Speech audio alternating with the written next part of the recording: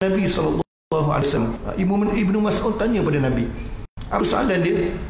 Ayyul amali ahabbu ilallah, apakah amalan yang paling Allah SWT cintai? Sebab tu kalau kita nak buat amal ibadah ni kena cerdik, kena ada ilmu. Sebab apa? Kita penat-penat lelah buat, rupanya kita buat amalan yang biasa-biasa. Sedangkan ada amalan yang senang tapi Allah cintai betul-betul. Orang kata lagi power lagi. Jadi kita utamakanlah mana yang power. Sebab kalau kita nak makan lauk yang sedap, duduk pun masjid, ada orang dia pilih masjid. Kalau kampung masjid dekat-dekat kan, mana ada aircon? Pada setongkat ada aircon, pergi pada setongkat lah. Nak sedap-sedap. Jadi amalan pun cari amalan yang power-power, tapi tak susah pun. Kata Ibnu Mas'ud, dia bertanya, ayyul amali ahabbu ilallah. Kemudian Nabi SAW menjawab, kata Nabi berkata, as-salatu ala waqtiha. Pertama sekali, amalan yang paling Allah cintai, Nabi jawab, solat pada waktu yang bertepatan. Jangan solat awal waktu, sebelum waktu pula, tak sah solat. Anda tahu ada orang lurus dia melampau-lampau pembari lurus dia kan. Ustaz kata solat awal waktu, dia dah solat dulu dah. Maknanya azan. Dan saya nak bagi tahu dekat mana tempat yang kita boleh sembahyang menepati waktu. Tak lain tak bukan rumah-rumah Allah, masjid atau surau. Azan, solat sunat ba'diyah kan. Kemudian kita tunggu, dapatkan takbiratul ula, takbir pertama dengan imam. Itu dah amalan yang paling Allah cintai. Tak susah pun. Solat bertepatan waktunya, tanpa sebab-sebab kita tak nak tangguhkan dia, melainkan kita ada keuzuran atau sebab-sebab lain. Contoh Jumaat ni rukun khutbah. Salah satu dua khutbah tu rukun daripada solat Jumaat. Dan dalam khutbah pun ada rukun, menggantikan 2 rakaat solat zuhur. Kita kena dengar dengan sempurna. Kalau tak ada keuzuran, tak ada penghalang, kita kena datang awal dengar. Dia bukan masalah solat engkau tu sah tak sah, tapi masalah nak dapat pahala ni, markah ni. Penat-penat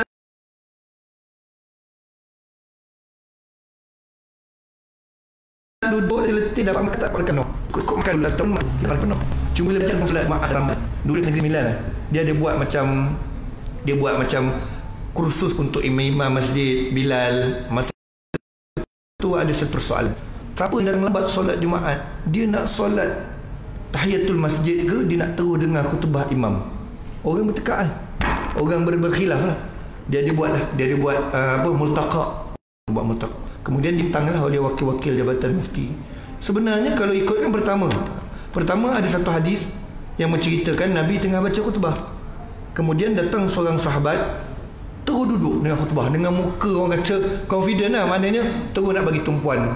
Berubah muka Nabi dalam khutbah. Nabi tiba-tiba keluar tajuk kejap, suruh bagi arahan sembahyang sunat tahiyatul masjid masa tu juga kat sahabat tu. Itu menunjukkan itu sunnah muakkadah, sunnah yang sangat dituntut. Sunat tahiyatul masjid ni kita buat sebagai tanda salam perkenaan, salam selamat datang kita masuk masjid, memuliakan masjid Allah Subhanahu wa taala. Tapi dalam masa yang sama, khutbah adalah 2 rakaat daripada solat zuhur. Macam mana ustaz? Dia kata. Jawapannya dua-dua buat. Orang terkejut pula. Ini masa tu benda jadi persoalan. Maksudnya siapa yang datang lambat, dia tunaikan solat sunat tahiyatul masjid, tetapi dengan meringkaskan, mempercepatkan solat sunat tahiyatul masjid itu, menyelesaikan dengan segera. Baca yang wajib-wajib kan, bukannya pergi baca selama-lamanya, pergi baca surah panjang pula, baca Yasin ke, baca lam yakunil ladzi ke. Jangan yang pendek-pendek dan baca yang wajib-wajib. Nombor 2, jangan solat kat depan orang ramai. Dah lah datang lambat, menyelit-nyelit masuk kat celah orang, langkah orang sampai kat soal depan, orang tengah khusyuk nak dengar khutbah, tengok muka khatib, dia sibuk angkat takbir 4-5 kali, tak lepas-lepas takbir dia. Niat tak lalu-lalu ke hati. Mana ustaz yang bentang itu settlekan solat sunat secepat mungkin, seringkas yang boleh. Orang yang solat awal waktu ni buat kerana Allah Ta'ala, dia dah faham pula yang itu Allah Ta'ala. Kerana kita buat benda yang paling Allah cintai. Bila dapat cinta, automatik ampunkan dosa-dosa kecil kita. Siapa yang solat awal waktu hari ni lah, kita solat awal waktu ni Jumaat, tak ada orang lah lambat kan, solat bersama-sama, takbiratul ula, dosa kecil keluar masjid diampunkan. Andai jatuh motor, andai golek, andai ditakdirkan depan tangga tu terduduk meninggal dunia, dalam keadaan dosa kecil dah terampun di Allah Subhanahu wa taala. Senang ya Tuhan nak bagi markah. Yang orang nak ampunkan dosa, nak bagi kita kurniaan ni mudah je. Tuhan kata nak buat berdosa mudah, nak bertobat sebenarnya lagi mudah. Pilihlah untuk bertobat berbanding menambah dosa kita. Itu pertama, as-salatu ala waqtiha. Jadi tuan-tuan, hadis Nabi SAW dia bukan mengikut hawa nafsu atau rekaan Nabi. Dia adalah sesuatu daripada Allah Subhanahu Taala yang dihantar atau disampaikan melalui lisan Nabi SAW. Jadi turutannya bukan kosong-kosong sebarang-sebarang. Nampak? Pertama Nabi sebut tentang solat pada waktunya, bukan cari rezeki ke kerja ke apa. Sebab solat ini menjamin manusia yang lebih baik di sisi manusia dan Allah SWT. Cuba kita tengok orang yang solat awal waktu, percaya tak orang yang amalannya solat awal waktu? Ada, memang respect lah. Saya pun tak macam tu kadang-kadang. Dia dengar azan ataupun masuk waktu, dia antara orang yang tak tentu arah selagi tak selesai solat dia. Percayalah dia seorang yang menjaga waktunya dalam hal-hal lain. Contoh dekat pejabat, dia takkan curi masa. Betul. Kalau betul dia janji kawan on the way dalam tandas lagi, kan? Kuliah pun dia boleh datang lambat walaupun dia sendiri ceramah contohnya, kan? Dia takkan terjadi macam tu. Janji dengan orang tak datang, dia takkan. Sebab apa? Janji timetable jadual dengan Allah SWT pun dia jaga, betul tak? Dengan makhluk insya-Allah settle. Dia macam tu je. Kalau dengan Allah SWT pun dia boleh mendua, mentiga, mempat Allah SWT, apatah lagi manusia, kan? Orang yang tak solat, orang yang mensyirik Allah ni, kan, cakap tak dipakai lah. Dengan Tuhan pun dia boleh nak tipu juga, kan? Padahal dia tak boleh nak tipu manusia lagi lah. Sebab tu kita ni nak cari rakan kongsi niaga ke, cari sahabat ke, cari orang nak buat apa-apa ke, utamakan orang yang menjaga solat. Itu ciri-ciri kena tengok, kan? Nak cari suami, cari isteri, selagi boleh selidik. Betul. Orang yang bangun awal subuh, dia akan pergi kerja lambat tak? Tidak, bapak-bapak. Betul tak? Oi, dia dah semayang awal waktu, boleh mengetil lagi, masa banyak lagi. Silek-silek pakai baju pergi kerja pun masih awal waktu. Yang subuh gajah 6.45, pukul 7 mentang-mentang syuruk 7.10, kadang-kadang 7 suku. Kelang kabut lah, baru nak gosok baju, baru nak buat sarapan, baru nak pandai enjin kereta. Waktu tu orang dah ramai pergi kerja, solat.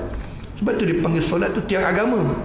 Solat habis runtuhlah maknanya, ataupun huru-hara hidup kita. Jadi Tuhan dah bagikan melalui hadis Nabi, pertama amalan yang paling Allah cintai as-salatu ala waqtiha. Solat pada waktu yang bertepatan, Allah sayang kita. Itu pertama. Yang kedua,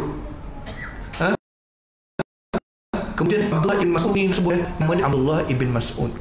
Gelarannya anak lelaki kepada Mas'ud ataupun Ibnu Mas'ud. Nama popular tu, kadang orang tak kenal Abdullah ibn Mas'ud.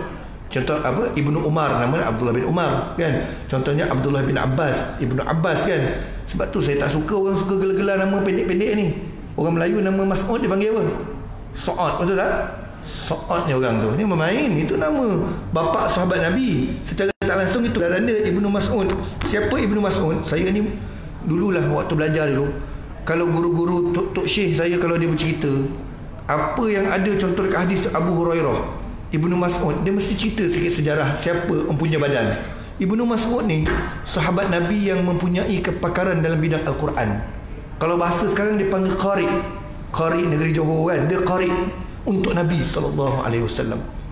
Dia pakar Quran, baca Quran bagus, ahli Quran. Bahkan dalam satu hadis dia pernah Nabi minta baca Quran, mula-mula dia tolak. Dia kata, mana mungkin aku baca Quran untuk orang yang diturunkan Quran pada dia. Engkau sahibul Quran. Tapi Nabi kata, baca je lah. Aku suka dengar bacaan daripada orang lain. Menunjukkan Nabi tak sombong. Dia suka dengar bacaan Quran daripada orang lain. Jadi Ibnu Mas'ud pernah bacakan suratul Nisa, daripada awal surah An-Nisa untuk Abdullah ibn Mas'ud. Dia baca surah An-Nisa untuk Nabi SAW. Jadi kemudian Abdullah ibn Mas'ud tanya, sahabat ni perangai dia sifat ingin tahu. Dia tanya, kemudian thumma ay, selepas tu apa?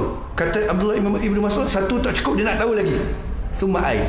Kemudian Nabi jawab, qal. Nabi kata yang kedua adalah birrul walidain, melakukan kebajikan ataupun berbakti kepada kedua ibu bapa. Jihad tu, berbakti pada kedua ibu bapa, salah satu jihad di sisi Allah SWT. Maknanya picit mak dayah, tanya khabar dekat telefon, tu salah satu bentuk bakti, kan? Tolong hantar pergi klinik, automatik masa tu dosa kecil terampun. Sebab Itu amalan yang paling Allah cintai. Lepas as-salatu ala waktu, solat Allah letakkan tentang ibu dan bapa. Sebab tu dalam hadis sebut redha Allah terletak pada redha kedua ibu bapa. Murka Allah terletak pada murka kedua ibu dan bapa. Ini adalah satu teknik saya baru buat. Mudah-mudahan kekal lah. Ustaz saya kata kita ni kalau duit tak banyak nak bagi mak dayah bulan-bulan, orang lain boleh bagi 400-500. Ini kemampuan. Dia kata ada orang dengan mak ayah dia tak mampu bagi duit, tapi mak dia cuci kaki, cuci berak, cuci kencing mak ayah dia yang nombor satu. Kalau kita tak mampu duit, cari benda yang mak ayah kita suka makan atau utama. Ustaz saya ajar, dia setiap bulan tak bagi mak dayah dia beli beras berapa ringgit je. Orang tua punya makan kan. Beras mak dayah dengan beli beras, saya taja setiap bulan, saya hantar cukup bulan. Saya baru memulakannya. Sebab apa? Itu makanan ruji kan. Oi, itulah dia akan hadap hari-hari kan. Cuba dia kata, bakti bagi. Selain daripada bakti-bakti lain lah, kita ambil beras, hantar dia nak pergi mana-mana. Cuba dia kata. Dia buat beras. Maknanya makanan utama dalam rumah tu dia bagi. Yelah, nak bagi 3-400 tak mampu. Duit kadang-kadang ada lebih, kita ulur lah. Beras. Berbakti lain paling besar sekali ni lah. Duit tak ada, beras tak ada, ni jangan lupa. Kalau ni tak ada, bukanlah ciri-ciri anak-anak yang soleh dan solehah tu je saya kata. Ini paling mahal sebenarnya. Sebab Nabi SAW pernah sebut, orang-orang yang dekat alam kubur ni, kalau dia orang yang banyak dosa, dia bangkit ataupun dia sedar hari seterusnya di alam kubur, tiba-tiba ringan azab dia. Bila tanya kepada malaikat, apa hal ringan pula? Semalam teruk kena bantai kan. Sebab dalam lubang kubur ni dua, sama ada taman-taman syurga, diberi sejuk aircon luas, diberi rasa mukadimah syurga selesa, ataupun lubang-lubang neraka. Dah rasa dah sektor neraka yang orang kata dia punya pembukaan kan, mukadimah dia tiba-tiba kurang. Kenapa? Doa anak kau. Anak kau doa, makin lama makin kurang azab kau. Mana yang duduk dalam kubur sejuk, tapi sejuknya biasa-biasa 22 darjah Celsius contohnya kan, tiba-tiba besok 18 darjah Celsius, sejuk lagi lain macam pula, macam sejuk melampau lah sejuk dia. Kenapa? Anak kau doa. Bila anak kau doa, naik darjat dalam kubur. Mana yang dah baik bertambah baik, mana yang duduk azab kurang azabnya. Itu yang sampai satu ketika saya pernah sebut kat sini, orang yang mati sebelum kiamat. Nabi sebut orang yang mati sebelum kiamat, maknanya dia mati sekarang lah, belum tak tahu kiamat dia bila. Jadi ada tempoh alam barzakh, alam kubur nak tunggu kiamat ni. Ada setengah manusia dia bangkit di hari mahsyar nanti, yaumul mahsyar nanti, bersih, tak ada dosa. Punca dia apa? Satu, doa anak-anak yang soleh dan solehah, hari-hari entah, Allahumma ighfir lana dhunubana wa liwalidayna, kan, rabbirhamhuma kama rabbayani shaghira, rabbirhamhuma kama rabbayani shaghira. Ringan mak ayah kita, itu lagi bernilai lagi lah. Maknanya kita doa dia daripada dia hidup sampai di dalam kubur. Masih hidup ni baktinya doa dan berbagai. Bila dah meninggal dunia, bakti paling besar adalah doa. Ingat, kita doa mak ayah kita, itu bakti automatik ampun dosa kecil kita. Doa ampun dosa kecil. Dosa kecil lagi banyak sebenarnya. Dosa besar kita boleh hati-hati kan, dosa kecil tak sedar. Kita panggil kawan kita malaun pun dosa kecil juga. Orang kita suka panggil kawan malaun. Malaun ni ambil perkataan Arab pinjam kan, malaun lah. Orang yang terlaknat kan, kita ajak kawan mengetir pun panggil, mana malaun yang ajak mengetir tu. Janganlah tinggal dalam perkataan tu kan. Ada tu dia terus je, manalah laknat seorang ni, lagi teruk laknat. Perkataan Melayu banyak perkataan Arab kan, laknat. Macam bahlul, tahu tak? Bahlul ni orang kita merasakan benda tu perkataan yang tak baik. Sebenarnya nama ulama dekat Syria, saya pernah pergi kubur dia 2-3 kali. Dia ulama zaman Khalifah Abdul Malik bin Marwan, tak salah saya, Abbasiyah, Bani Abbasiyah punya kekhalifahan. Nama dia Muhammad Al-Bahlul, Muhammad bin Bahlul, macam tu. Kita sampai kat orang kita marahkan orang ni bahlul ni. Tak maaf lah cakap kan, perkataan ni tak ada apa pun sampai kat kita, samalah. Kita rasa tak ada apa-apa, kita panggil orang malaun manalah, melaknat je orang. Yang boleh melaknat ni Allah SWT. Ada perkara yang para nabi laknat, ada perkara yang malaikat laknat. Manusia tidak berhak melaknat orang lain, perkara yang dilarang tinggalkanlah. Jadi banyak berdoa. Jadi yang kedua itulah ibu, bapak-bapak, tuan-tuan, birrul walidain, berbakti pada kedua ibu dan bapa ni sangat-sangat dituntut. Sampai Nabi sebut nombor 2 perkara yang paling Allah cintai. Okey, yang ketiga. Yang ketiga, kemudian Abdullah ibn Mas'ud bertanya lagi, "Thumma ay?" Kemudian apa lagi ya Rasulullah? Jawab Nabi, qal al-jihadu fi sabilillah. Yang ketiga, amalan yang paling Allah cintai adalah berjihad di jalan Allah. Jangan ingat perang kat Palestin je. Jihad, orang kalau disebut jihad, dia nak pergi Palestin tu lah, ini juga perang. Sedangkan dia nak lapar pun dia kalah dengan lapar, betul tak? Saya tak cerita kat orang yang kata nak pergi perang kat Palestin, kat Syria. Saya kata, kita pergi tanya kat orang Palestin. Saya pernah tanya kat orang Palestin, Syria, apa yang mereka nak? Mereka tak perlukan pemuda-pemuda kita datang sana perang, bukan? Dia minta dua je jihad untuk diorang. Pertama, jangan lupa doakan mereka. Masukkan dalam doa kan, Allahumma ansuril ikhwanana minal muslimin kan, fi Palestin, fi Iraq, fi Suria. Doa. Nombor dua, biaya, duit kan, hantar korban ke, hantar duit bulanan ke. Sebab sana pemuda, tenaga orang untuk berjihad ni dia dah cukup dah. Sana beranak panjang kembar. Pergi buka internet, orang Palestin, orang belah-belah negara perang ni, walaupun nak kena perang, dia anak Tuhan bagi kembar dua je lah. Bila syahid dia 2 orang, kembar 4 lahir kan, dia cover balik, tambah balik pejuang-pejuang di Palestin. Kita sibuk nak pergi perang sana, doa tak, semayang tak, nak pergi jihad. Sebenarnya yang ketiga ni, al-jihadu fi sabilillah. Berjihad paling besar adalah di tanah air kita sendiri, ataupun dalam diri kita sendiri. Apa jihad yang, antara jihad yang besar, dia jihad yang balasan yang paling besar adalah kita terbunuh di medan perang, menumpahkan darah kerana jalan orang nak syahid. Cuma kalau kita negara yang aman ni, ada tuntutan jihad yang besar. Kata ulama, apa dia? Berjihad menentang hawa nafsu sendiri. Nak bangun subuh pun dengan selimut pun tak boleh nak angkat lagi. Saya cerita nak kat Senampang tuan kan? Saya ceritalah, saya bagi perumpamaan dekat budak-budak muda universiti. Saya kata tak perlu kita nak pergi ikut jalan tikus, nak pergi Palestin, Syria berperang, taman kumpulan kita ikut, tak payah. Kita ni biasa kat Malaysia, perut kenyang, sarapan mesti ambil, makan tengah hari mesti ambil, minum petang kadang-kadang ada, mesti akan ada, mengetih, makan malam kena ambil. Pergi Palestin baru hari pertama nak berjihad, kat sana makan tak cukup. Tanya kat orang Arab, mana makan tengah hari? Tak ada. Ini aku tak larat perang lah. Lapor nak perang mana? Kita nak pergi potong pelepas sawit pun kalau lapar tak jadi kerja, tuan-tuan. Sebab tu saya kata, kita ada jihad yang lebih besar menanti kita. Pertama, menundukkan hawa nafsu kita. Kurangkan makan, banyakkan ibadah. Lambat pergi solat Jumaat, cepat pergi solat Jumaat. Itu jihad lah tu. Lawan hawa nafsu kita. Hawa nafsu kita ni dalam tubuh badan kita ni pun payah nak tundukkan. Nombor 2, berjihad menuntut ilmu, betul tak? Wajib menuntut ilmu bagi setiap Muslim. Wajib. Dalam hadis sebut, kita majlis ilmu pun masih kurang orang lagi kan. Ni tak payah pegang senjata, pen yang ringan pun tak boleh pegang. Kadang-kadang kita pergi majlis ilmu ni, muka haji tu ada selalu, tapi itulah dia banyak-banyak kategori kan. Tapi memang dia duduk lah, kadang-kadang dia tunggu isyak apa semua. Saya sentiasa berdoa pada jemaah saya ceramah, satu hari nanti dia duduklah depan, satu hari nanti dia belilah buku, satu hari, memang lama dia akan beli kat. Pentingnya kita berdoa dalam rumah-rumah Allah ni, bukan sebab doa saya.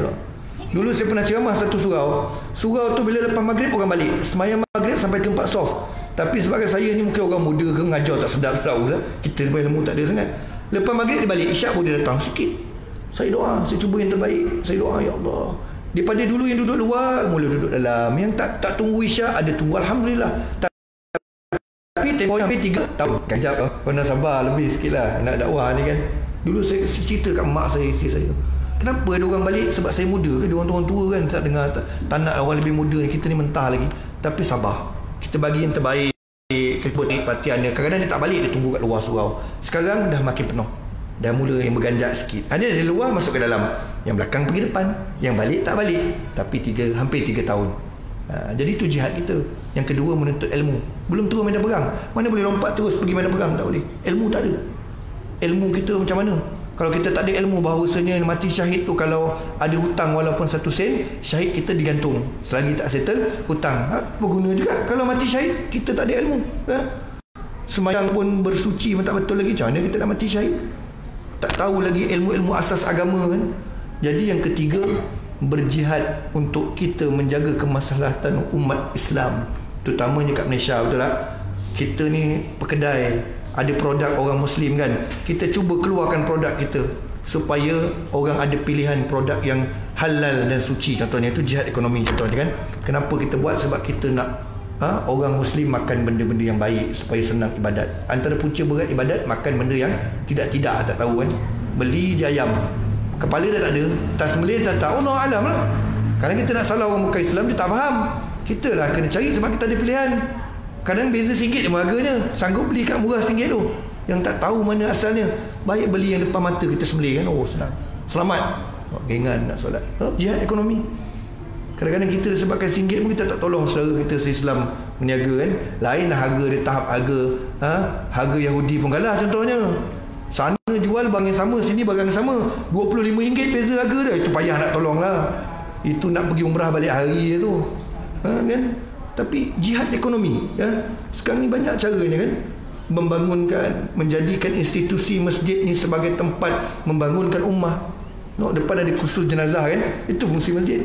Bukan semayang, buat kursus jenazah. Orang perempuan nak buat kelam memasak, pakai ruang luar. Budak kecil ada buat motivasi, buat dekat luar motivasi contohnya. Membangunkan rumah Allah Subhanahu wa ta'ala. Memang dulu zaman Nabi kita SAW, masjid tempat simpan barang makanan untuk Baitul Mal, masjid tempat bermusyawarah taktikal perang, masjid tempat Nabi berjumpa para sahabat kan. Cuma dengan adabnya lah kan, tak boleh buat sekati. Saya sokong masjid ni pelbagai fungsi dia, demi kemaslahatan ummah. Jadi itu yang ketiga akhir sekali itu, yang amalan yang paling Allah cintai apa dia? Berjihad di jalan Allah, berjihad di medan perang. Tapi kita berniat untuk mati syahid hari-hari, insya-Allah kita akan mati dengan pahala seperti pahala mati syahid. Syaratnya kita kena sentiasa niat tekad, ya Allah aku nak mati syahid di medan perang. Kita memang tak keluar darah, mati syahid keluar darah tak ada, tapi pahala kita dapat menyerupai pahala orang yang mati syahid. Sahabat yang hebat pun ada juga Allah uji dia. Walaupun dia power, tapi Allah uji dia sampai dia rasa mula-mula macam kecewa ataupun dia rasa kenapalah, tapi dia dapat pahala mati syahid. Siapa dia? Sayyidina Khalid ibn Walid. Sayyidina Khalid ibn Walid, dia meninggal atas tilam, sakit tua, sakit biasa lah. Padahal kalau kita ikut sejarah sirah dia, Khalid ibn Walid ni, Sayyidina Khalid ibn Walid ni daripada zaman dia belum Islam pun dia memang general tentera lah, menteri pertahanan, orang kata kan, taktikal perang dia power. Masuk Islam, dia punya berperang tu, setiap kali perang memang perang tu mesti mati syahidnya, tapi tak mati-mati syahid. Sampai disebut setiap inci tubuh dia tak terlepas daripada kesan tusukan senjata. Betapa banyak perang dia sertai. Tapi masa tu dia dah sakit, terlantar di pembaringan atas tilam. Dia dah mula sedih. Sebab apa? Cita-cita dia mati syahid, tapi dia tahu dah, aku dah terlantar macam ni, memang tak dapat nak bangun balik berjuang macam sebelum ni. Dah tua dah, mungkin aku mati atas tilam. Aduh sedih, tak dapat mati syahid. Tapi dia dapat pahala seperti mati syahid. Kerana tekad dia tak kali perang tu, dalam hati mesti nak mati syahid macam mana pun. Ada syair dia, saya ingat lagi dekat serial tu ada macam dia punya tugu dia kan. Buat tugu tak boleh Islam pun. Dia ukir tulis syair luahan hati Sayyidina Khalid ibn Walid ketika dia terbaring tu. Sebab dia tak mampu nak mati syahid di medan perang, tapi tetap dapat insya-Allah. Mana dapat pahala seperti mati syahid. Bersandarkan satu hadis daripada hadis tu, kisah seorang sahabat yang berumur, nama dia Abdullah bin Thabit. Abdullah bin Thabit ni, Zaid bin Thabit ni, Abdullah bin Thabit, dia ni agak berumur. Satu hari tu dapat panggilan berjihad, turun ke medan perang daripada Nabi SAW. Ini kisah ni selalu ceritakan Mak Hijrah, saya suka kongsikan. Kemudian dia pun siap lah panggilan perang, mana boleh lari medan perang, siap. Senjata, baju besi, apa-apa yang berkaitan, siap. Tapi lagi mungkin sehari, dah dekat lah dengan waktu nak berjihad ni, mungkin sehari dia meninggal dunia. Kemudian masa nak kebumikan dekat tepi liang lahat kubur tu, anak-anak dia menangis teruk. Anak-anak Abdullah ni menangis teruk, Abdullah bin Thabit. Kemudian Nabi kita SAW tanya, kenapa kau menangis teruk ni anak-anak Abdullah bin Thabit? Dia kata, kami sedih ya Rasulullah, kerana bapa kami ni tekad dia nak mati syahid, nak ikut kau perang, berjihad, kalau boleh nak mati syahid, tapi dah siap senjata, dah siap baju besi, meninggal sebelum hari perang. Nabi kata, jangan sedih lah, cukup lah tu, tak payah menangis lah. Sebab bapa engkau dia meninggal dunia sebelum sempat berjihad, tapi pahalanya menyamai orang yang berjihad, kerana dia telah bertekad awal lagi, hatinya dah sampai di medan perang, dah siap senjata lah. Sebab tu kita ni orang Melayu aja, walaupun tahu duit tak cukup lagi pergi haji, niat dulu pergi haji. Sampai orang kita minta seru nama kat sana. Masuk seru nama tu doa lah. Apa guna seru nama depan Kaabah? Oi Muhammad, Haji Muhammad tu ni kan tak boleh jadi je. Oi rehat. Doa lah mana depan Kaabah, sampai kalau sahabat aku, kawan aku, dia aku tak benar, semua sahabat aku ni sampaikan dia pergi haji sebelum dia dipanggil oleh Allah Subhanahu Wa Taala. Sebab tu lah orang kita guna konsep tu kan, tak mampu pergi haji lagi tapi dia telah tekad nak pergi haji. InsyaAllah kalau tak sempat, anak dia akan selesaikan. Sebab urusan haji ni jemputan Orang kata tetamu Allah. Ada orang dah siap-siap pun meninggal dunia, dan kita mengharapkan waris kita ni menyelesaikan secepat mungkin badal haji kita kan. Jadi itu kita, ya Allah, aku nak pergi haji. Ya Allah, aku nak mati syahid. Tuhan bagi pahala mati syahid. Ya Allah, aku nak jumpa Ramadan akan datang. Ya Tuhan, kan Tuhan sampaikan doa. Jadi tuan-tuan yang dikasihi Allah Subhanahu Wa Taala, nampak tu, maknanya 3 perkara ni kita mampu buat. 3 perkara ni hari-hari kita buat. Maknanya kalau kita jaga 3 perkara ni, setiap kali kita buat, setiap kali itulah wa yaghfir lakum dzunubakum. Maknanya Allah akan mengampunkan paling kurang semua dosa kecil yang pernah kita buat. Bersih balik. Sekarang terbuat sikit, semayang balik awal waktu, bersih balik. Sekarang terbuat dosa kecil, contohnya kita tak sedar, kullu bani adam khata'. Setiap anak Adam tu melakukan kesilapan, kata Nabi SAW. Bukan nak kata biasa, maknanya kesilapan tu akan berlaku. Cuma Nabi sebut wa khairul khatta'in, dan sebaik-baik orang yang buat kesilapan, buat dosa, at-tawwabun, yang cepat, yang suka bertaubat kepada Allah SWT. Mungkin kita buat dosa kecil, sekarang kita pergi salam mak kita, cium pipi, tanya khabar dia, tu bakti tu kan, urut kaki dia, ampun balik dosa kecil. Ini 3 benda ni. Sekarang kita pergi masjid, niat fisabilillah kan, berniat nak berjihad di jalan Allah kan, berjihad menuntut ilmu, dosa kecil ampun lagi. Sekarang baru buat dosa kecil balik sikit, duk mengacau-ngacau kawan-kawan kita, angkat takbir solat asar awal waktu pula, ampun lagi dosa kecil. Itu sebab itulah tak ada alasan untuk kita katakan kita tidak mampu untuk masuk syurga Allah Subhanahu Wa Taala. InsyaAllah memang semua orang boleh masuk, sebab jalannya terbuka luas. Jalan nak minta ampun senang. Ramadan ada jalan keampunan, harian ada jalan keampunan. Bahkan depan ni raya korban, menyembelih binatang korban juga salah satu bentuk takwa. Mengangkatkan darah tu tak sempat menitik. Dalam hadis Nabi, walaupun betul dhaif, kita ambil kelebihan fadilat dia, tak sempat darah korban ni menitik ke tanah, darah tu dah diangkat. Kalau kita takwa ikhlas, dah diangkat, dihantar pada Allah Subhanahu Taala. Dia punya kelebihan dia tu, darah tak sempat menitik pun dah sampai dah. Keberkatan, lambang ketakwaan dihantar pada Allah Subhanahu Wa Taala. Ini korban ni buatlah semampu kita. Yang mampu berkorban, yang tak mampu meriahkan korban, yang tak mampu memeriahkan walaupun sekadar tengok ada kat tempat tu, walaupun mampu cucu tolong tolak ke surga nak tengok, tolong untuk kita tolak, dia dah serta kita tengok. Yang tolong melapah, jangan tolong mencuri dah lah. Ya? Ada orang yang orang berkorban, dia pun dikorban orang punya harta benda pula, curi kan. Orang lapar dulu, bagi siap semua, packing, letak dalam plastik, ambil lah sama kata. Ini letak bawah tikar. Saja nak kongsi sikit lah, dah habis 3 ni, letak bawah tikar. Ini jadi depan mata saya masa saya budak lagi, benda tu jadi kat kampung saya. Ingat lagi arwah atuk saya, dia menguruskan surau ni kan, dia bising, dia jadi mandor berdiri. Dia kerahkan ayah saya, anak lelaki dia, tengok kan, sebab memang ada. Bukan kecil-kecil orang lah, tak atuk orang lah, bapa-bapa orang lah. Potong batika. Bila orang tegur, ambil apa tu cik? Manggil sama cik kan. Ambil apa tu cik? Lemak tak pakai. Lemak apa tuan-tuan? Daging tetel. Tak ada lemak, daging tetel tu. Daging tetel mahal. Batam Minang tak. Jangan. Dalam rezeki kita ada rezeki orang lain. Macam saya akui, kadang-kadang kita imam masjid ke, kita ustaz ke, orang rajin pergi masjid, kadang-kadang orang lain dapat satu plastik, kita rezeki kan, orang sana tahan Imam sampai 4-5 plastik kan. Kalau rasa kita ni mampu telan seplastik je, yang lain tu panjangkan lah. Panjangkan ke rumah adik-beradik yang tak dapat sangat, yang anak dia ramai, panjangkan.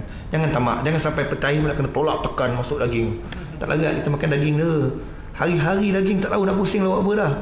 Ni pesanan ni. Sebab korban ni antara matlamat dia kan, maqasid dia kan, kita nak berkongsi dengan semua orang. Tanda kita korban takwa kita kan, keimanan kita pada Allah Subhanahu Ta'ala. Bukan kita nak dapat penuh dalam, kenapa kita tolong kerana kita nak dapat daging, kita tak dapat daging mengamuk, tidak. Kerana takwa. Dalam Quran sebut, bukan kerana untuk unta, bukan kerana darah, tetapi takwa yang Allah ambil daripada korban kita. Allah tak perlukan daging, Allah tak perlukan darah-darah binatang. Allah tidak berhajat kepada apa-apa sekalipun. Laisa kamitslihi syai'. Cuma dia nakkan ketakwaan, bukti kita sembah dia. Qul huwallahu ahad, Tuhan yang Maha Esa. Jadi sikit lagi ni asyik penutup kita 1:18 Zuhur. Jadi insya-Allah 3 perkara saya ulang balik. Bila Nabi SAW jawab pertanyaan Ibnu Mas'ud, cuma dalam hadis ni sebut Ibnu Mas'ud kata apa? andai aku tanya Nabi yang keempat dan seterusnya, pasti Nabi akan jawab lagi. Maknanya apa? Banyak amalan-amalan yang Allah cintai yang Nabi tak sebut pun, tapi kita buat je lah. Apa amalan baik ni kita buat lah. Kata Ibnu Mas'ud, kalau aku tanya pasti Nabi akan tambah lagi. Cuma dialog tu Ibnu Mas'ud tak nak kacau Nabi lama-lama. Faham tak? Ni adab ni, belajar adab kan. Dalam hadis belajar adab. Dia tanya, Nabi jawab 3. Nabi jawab 1. Dia tanya summa ai. Apa lagi Nabi lepas tu? Jawab nombor 2. Summa ai. Apa lagi ya Rasulullah? Cukup 3. Dia dah tak tanya, Nabi pun diam lah. Maknanya dia kata dalam hadis tu, kalau aku tanya, nescaya Nabi akan menambah lagi jawapan-jawapannya. Mana akan ada nombor 4, nombor 5 dan seterusnya, amalan yang Allah Subhanahu Wa Taala paling cintai. Jadi buatlah. Rasa itu amalan yang baik, kata ulama, itulah ibadah. Bila ibadah adalah pahala. Bila ada pahala, adalah ganjaran di sisi Allah di yaumul akhirah nanti, di hari akhirat nanti, insya-Allah. Dibuatlah. Ya, pertama untuk yang terlepas tadi, amalan yang paling Allah cintai, pertama as-salatu ala waqtiha. Solat bertepatan dengan waktunya. Maknanya solat berjemaah. Ya, masjid di surau, lepas azan kita solat sunat, lepas tu iqamat, takbiratul ula. Takbir pertama kita dapat ikut. Nombor 2, birrul walidain. Berbaktilah kepada kedua ibu bapa mengikut lunar-lunar syarak. Selagi benda yang tidak memaksiatkan Allah SWT, kita kena taat, kita buat. Walaupun picit kaki, walaupun doa sepotong doa, walaupun suap makan, walaupun kita senyum mak ayah, buat dia tersenyum pun, kita tak menyakitkan hati dia, itu bakti. Allah akan ampunkan dosa kita. Allah sayang pada kita. Yang ketiga, apa dia? Al-jihadu fi sabilillah. Berjihadlah. Ini semua perjuangan ni. Perjuangan nak memertabatkan Islam, perjuangan nak menyatukan Islam, perjuangan nak mengutamakan agama Islam, membantu agama Islam. Niat kerana Allah Ta'ala, itulah jihad di sisi Allah Subhanahu Wa Ta'ala. Ya? Benda ni berat kalau nak cerita bab jihad ni. Sebab orang kita nampak jihad ni medan perang ni. Jadi ada orang kadang dia pergi berjihad, bila tak ada ilmu, jihad ni tu boleh jadi sia-sia. Contohnya dekat Syria lah, penutup las. Dekat Syria dulu, dia dah nak kalah lah. Yang bendera hitam tulis putih, nama dia IS, Islamic State kan. ISIS dulu, sebab IS singkatan. Pakai bendera Nabi, liwat Nabi SAW, panji Nabi tu. Panji tu tak salah, dia yang claim diri dia. Dia kata dia tentera khalifah dan wujud khalifah, bendera hitam tu kan. Itu semua tak betul, sesat, radikal. Dia orang tu yang ramai sertai dia, bukannya orang Syria. Yang ramai sertai dia orang daripada negara lain yang baru nak kenal solat, terus pergi. Dengan alasan apa? Dengan harapan apa? Untuk mendapatkan jalan pintas masuk ke syurga. Mana mungkin tuan-tuan. Nak masuk syurga ni mestilah jalannya payah kan. Kena belajar solat, kena tegak solat. Dah cukup rohani ni power, baru boleh turun medan perang. Ini ada yang bertatu, yang baru nak belajar solat dan tak pandai solat lagi kan. Terus terbang pergi Syria. Nak mati syahid apa? Ikat segera tahu jalan pintas nak mati syahid, nak masuk syurga. Tak boleh. Mesti nak kena tahu juga solat ni, mesti ada ilmu juga. Mana mungkin nak mati syahid apa-apa pun tak pernah buat. Sebab apa Nabi SAW menang dalam perang sulung dalam Islam, perang Badar Al-Kubra, sedang tengah puasa, betul tak? 17 Ramadan. Kerana rohani Nabi dan para sahabat cukup kuat. Kebergantungan pada Allah SWT kuat kan. Dia bertawajuh, bertawasul, meminta kepada Allah SWT, yakin dalam keadaan lapar, 313 orang nak lawan 1000 orang, yakin. Puncanya daripada apa? Daripada solat, daripada amalan yang bagus. Rohani kena kuat, bukan luar saja kuat. Tiba-tiba dengan izin Allah SWT, dia tawajuh, yakin tanpa ragu, dihantar pertolongan daripada langit berupa pertolongan tentera daripada kalangan malaikat. Kenapa? Mestilah bersolat. Sahabat Nabi dan Nabi mestilah solatnya khusyuk, mestilah ilmu dia tentang kerohanian dia power, mestilah zikirnya kuat kan, mestilah tauhidnya power, yakin dengan ketentuan Allah walaupun 313 orang, tak cukup kuda, tak cukup kelengkapan. Sebab tu saya kata, nak jihad ke medan perang ni akan sampai insya-Allah. Kalau kita hidup sampai akhir zaman, nak lawan tentera Dajjal contohnya. Tapi perjalanannya jauh, tak boleh lompat terus ke medan perang. Mesti jihad ilmu, jihad ekonomi, jihad hawa nafsu semua, baru sampai ke destinasi terakhir, berjihad di medan perang, mempertahankan agama Islam. Tapi ada ulama, ramai ulama, dia doa apa? Ya Allah, matikanlah aku sebelum zaman akhir Dajjal. Sebab Dajjal ni fitnah besar. Perempuan ke ulama ke, kalau tak kena cara memang baik juga. Orang biasa macam saya ni, wallahu alam. Jadi sebelum fitnah Dajjal datang, dia nak mati dulu. Ada mendoakan macam tu, supaya tidak terhindar daripada fitnah-fitnah yang besar. Tapi kita yang buat macam tu lah, sedih bini kita nanti. Ya Allah, Tuhan, aku matikanlah aku secepat mungkin. Dia sedihlah bini kita. Tapi ada saja dibahaskan Nabi SAW sebut ada ketika boleh kita berdoa, ya Allah Tuhanku, kalau teruk benar fitnah dunia ni melampau-lampau, kurangkanlah umur aku, pendeklah umur aku, supaya aku tak perlu bertambah lagi cabaran ataupun dosa-dosa yang akan datang. Tapi janganlah kita buat macam tu, kita cari dululah amal soleh, kita takut tak cukup lagi kan. Tapi bukan semua orang mampu lawan Dajjal ni, orang terpilih je. Jadi insyaAllah kita akan bagi laluan orang nak solat sunat, nak ambil wudu, orang nak buat persiapan untuk Jumaat, ya, saya berhenti awal sikit.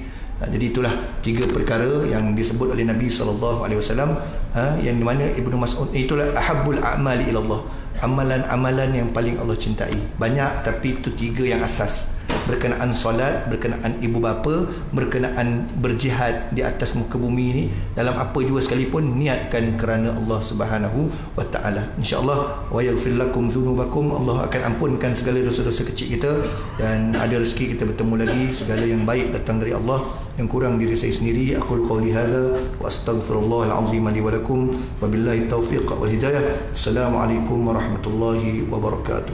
Bismillahirrahmanirrahim.